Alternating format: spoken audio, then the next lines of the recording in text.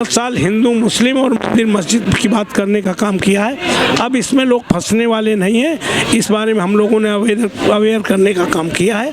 तो निश्चित तौर पर आज आप देखेंगे जिस तरह से हमारे यहाँ, जिस तरह से कांग्रेस के लोगों में उत्साह है, समाजवादी पार्टी के लोगों में उत्साह है, आप पार्टी के लोगों में उत्साह है। मोदी जी के डर से, दलित समाज में बहन जी की चुप्पी से जो सबसे परेशान तबका था वो दलित समाज था कि संविधान बदलने जा रहा है, बहन जी को इंडिया गठबंधन में शामिल होना चाहिए, लेकिन वो नहीं शामिल हुई, अपने को बचा रही है, नहीं चाहते। अभी 60,000 भर्ती निकली थी पुलिस की, 60 लाख लोगों ने आवेदन किया था। पहले से लोगों को पता था पेपर लीक होना है, पेपर लीक हुआ। ये जानते थे अगर हम 60,000 लोगों को नौकरियां देंगे तो 60,000 में भी लोग बटेंगे, एससी, ओबीसी, माइनॉरिटी के लोग भी देने वाले थे। रेलवे सबसे बड़ा विभाग है जो लाख 2 लाख नौकरियां प्रत्येक वर्ष देता था, उसको अडानी अंबानी को मैं प्लेटफॉर्म के दे दिया है। बीएसएनएल पेट्रोलियम लाखों नौकरियां देने वाला विभाग है, वो अडानी अंबानी को दे दिया है। एनटीसी मिले ऑर्डिनेंस फैक्ट्रियां लाखों नौकरियां देने वाली थी, वो अडानी अंबानी को दे दिया है। और किसान अगर 1.5 साल तक खुले आसमान में पश्चिम उत्तर प्रदेश पंजाब के किसान संघर्ष न करते तो जो बीघा 2 बीघा देश के लोगों की ज़मीन है वो भी सब अडानी अंबानी के नाम हो जाती।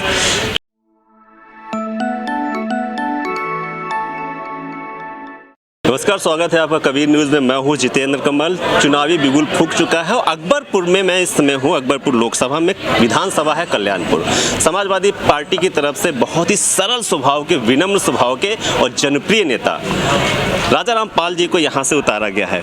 सीट इससे पहले 2 बार लगातार 2014, 2019 में से भाजपा के प्रत्याशी ने विजय हासिल की थी। हमारे साथ वही जनप्रिय नेता राजाराम पाल जी हैं, उनसे बात करते हैं और क्या उनकी रणनीति उसके बारे में चर्चा करते हैं। सर, स्वागत है आपका कबीर न्यूज़ में। भाजपा राम को लेके आ रही है मुद्दों पे और आप में तो ऑलरेडी राजा राम है आप में तो राजा राम है, आप तो राम जो राजा बन गए थे उस समय। तो स्थितियाँ ठीक दिख रही हैं क्योंकि जो लड़ाई है 2014 भी बीजेपी जीती, 2019 भी बीजेपी जीती, लेकिन इस बार अलायंस आपका कांग्रेस से है। ऑलरेडी आप 1 लाख वोट पाके आते थे, तो लड़ाई टफ लग रही है कि आपको लग रहा है कि नहीं इस बार जीत कुछ सुनिश्चित है? तो वो चुनाव माने होता ही है, चुनाव अपने आप में कठिन है, लेकिन निश्चित तौर पर हम लोगों ने चुनाव जीतने के बाद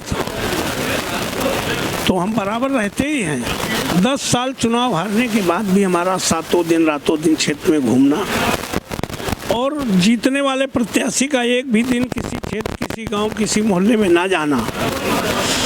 आज 10 साल से आदरणीय मोदी जी ने जिस तरह से महंगाई पर कम करने की बात की थी, नौजवानों को 2 करोड़ नौकरियां देने की बात की थी, किसानों की आय दोगुनी करने की बात की थी, 15 लाख सबके खाते में डालने की बात की थी, हमें लगता है इस बार उनकी कोई गारंटी चलने वाली नहीं है। अब इस बार वो गारंटी लाए हैं। पहले बड़े बड़े सपने लाए थे, 2 करोड़ नौकरियां तो छोड़ो, आज 10 साल के अंदर जो 20-22 साल 24 साल का नौजवान था वो सरकारी नौकरी से बाहर हो गया, ओवर एज हो गया, और जो भी भर्तियाँ निकली हैं भर्तियाँ करना नहीं चाहते।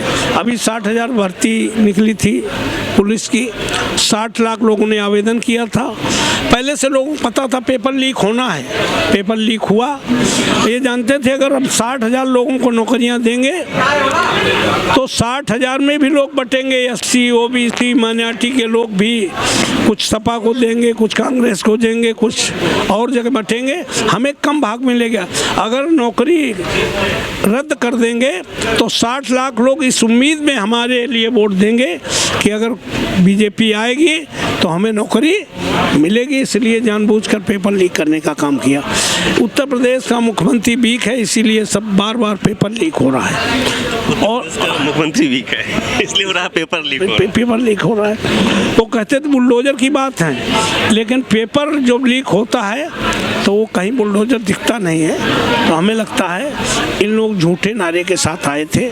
अब ये पब्लिक जो इंडिया गठबंधन बनने के बाद जो दलितों में, पिछड़ों में, अक़लियत के साथियों में एक भरोसा जगा था है, वो भरोसा इस बार इंडिया गठबंधन को जिताने का काम करेगा। आप ज़मीन पे जब जा रहे हैं तो वो तो गारंटियाँ ला रहे हैं, राम को ला रहे हैं, तमाम चीज़ों को ला रहे हैं। आप ऐसा क्या विश्वास दिला रहे हैं वहाँ पे जाके कि जब इंडिया गठबंधन वापस आएगी तो जाति जनगणना पे फोकस है, रिजर्वेशन बचेगा या महंगाई इसी?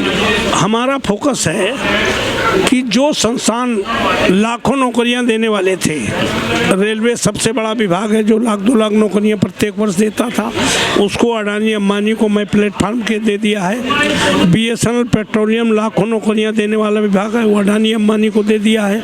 NTC मिले ऑर्डिनेंस फैक्ट्रियां लाखों नौकरियां देने वाली थी, वो अडानी अंबानी को दे दिया है।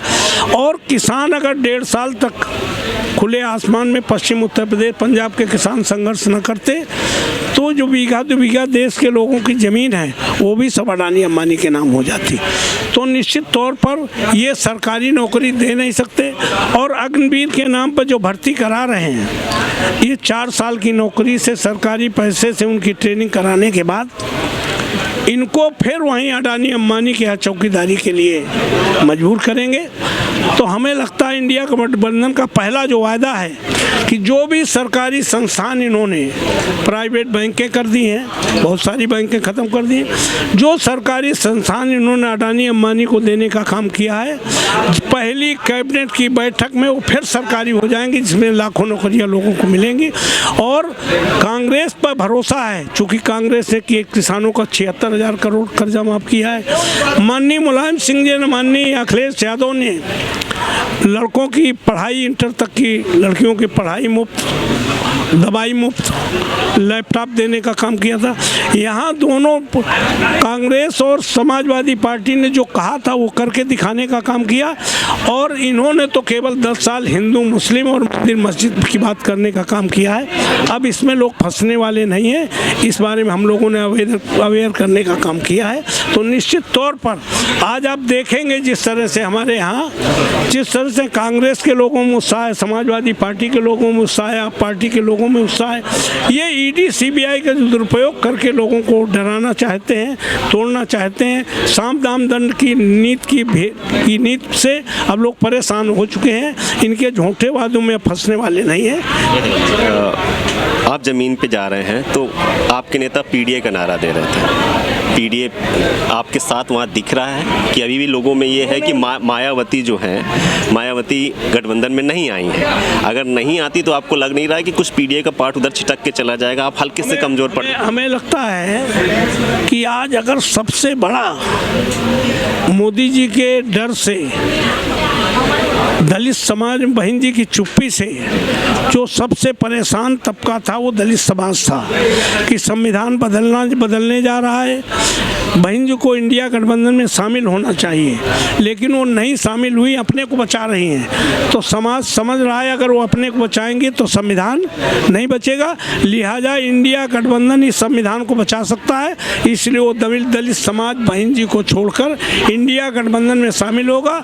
और अगर संविधान बचेगा तो बहन जी भी बचेंगी, उनकी ED CBI भी बचेगी। इसलिए दलित समाज इंडिया गठबंधन को वोट करने का काम करेगा। EVM पे क्या कुछ कह रहे हैं, क्योंकि नेता ने कुछ नहीं बोला आपके, और कांग्रेस भी कुछ इसमें हल्की सी चुप्पी साधे, क्योंकि कुछ रिजल्ट आना चाहिए था। तो आपको लगता है कि EVM पे प्योर है या कोई टैंपरिंग नहीं? सुप्रीम कोर्ट ने जो टिप्पणी की है, सुप्रीम कोर्ट के खिलाफ से कोई नेता टिप्पणी कर भी नहीं सकता। आप तो वकील भी हैं। तो इसलिए उस बारे में हमें कुछ नहीं कहना।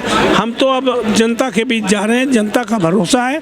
इस बार हम लोगों से कहते हैं कि इतने वोट डालो कि EVM में दूसरे पार्टी का वोट न निकले। तो निश्चित तौर पे कितने वोट मिल रहे हैं लगभग, लोग कितने से जीत रहे हैं? नहीं, अब जीतने के बारे में तो पब्लिक बताएगी, लेकिन ये चुनाव निश्चित तौर पर अकबरपुर पार्लियामेंट हम जीतेंगे। अकबरपुर पार्लियामेंट आप जीत। हमसे बात करने के लिए बहुत बहुत शुक्रिया सर, बहुत बहुत शुक्रिया सर। तो ये राजाराम पाल जी हैं और अकबरपुर से लोकसभा के प्रत्याशी हैं, इंडिया गठबंधन की तरफ से लोकसभा प्रत्याशी। जीत के लिए बिल्कुल आश्वस्त है कि जीत इन्हीं की हो रही है। PDA के साथ साथ सभी समुदाय के लोग वोट कर रहे हैं। तो अब और लोगों के साथ मिलाऊंगा और प्रत्याशियों से मिलाऊंगा। बने रहे कबीर न्यूज़ के साथ। नमस्कार।